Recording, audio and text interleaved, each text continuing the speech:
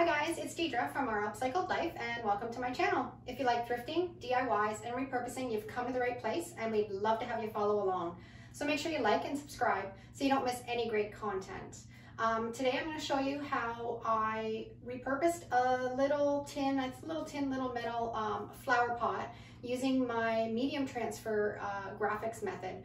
It is all done with Mod Podge. It's super simple, super easy. I don't own a Cricut. I make all of my graphics with this method and it's so versatile. You can do so many things with it.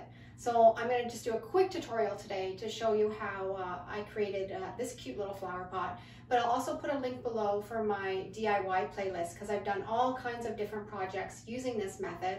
And you can have a look back and get inspired. Okay, let's get started.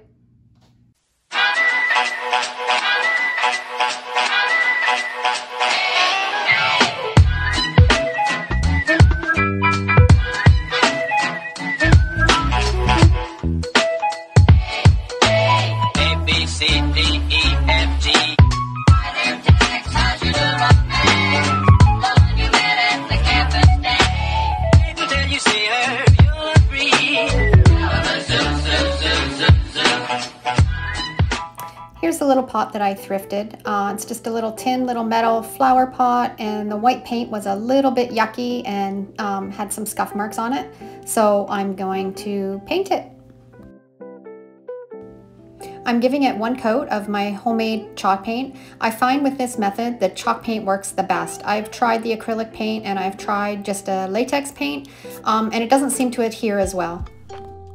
I'll put a link below in the description for my recipe. Okay, so you need some Mod Podge. I use the matte finish, my little pot, and my graphics that I made on my LaserJet printer, printed on plain paper.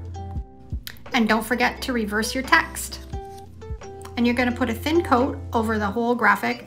And sorry, I didn't realize I was kind of out of the filming area here, but it's just a light coat over that whole piece of graphic. And you don't put any on the pot yet, you just put it on the piece of paper, and then you'll press it firmly onto the pot. Make sure you get out any wrinkles, any air bubbles, and press it really firmly with your thumbs to make sure that it has adhered really well.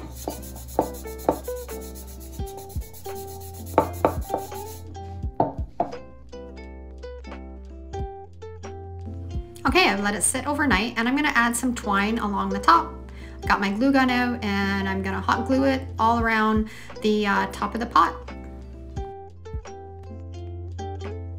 Okay, now comes the fun part. You're going to get a damp rag with water and just gently dampen that graphic until you can just start to see the letters come through. If you put too much water on, it'll soak through and you'll wipe your letters off. So just dampen it. You can always add a little bit more water if you have to.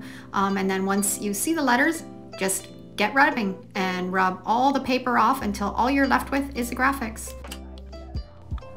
I like to finish my projects with the Varathane water-based. It's non-yellowing. This one is a satin and it's actually made for the outdoors, but I like it because it's really durable. And I find that I like using it better than using the Mod Podge as a top coat. I just find this gives it more of a little clear coat and harder finish than the Mod Podge. And it also doesn't streak as much as the Mod Podge does.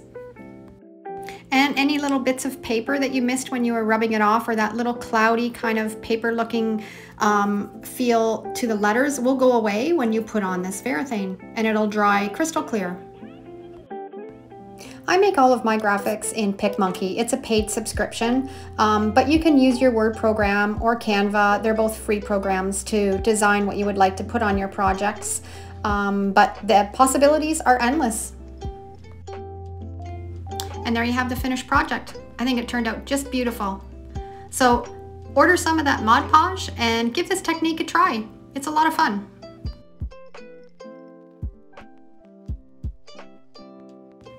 Thanks for watching and have a great day.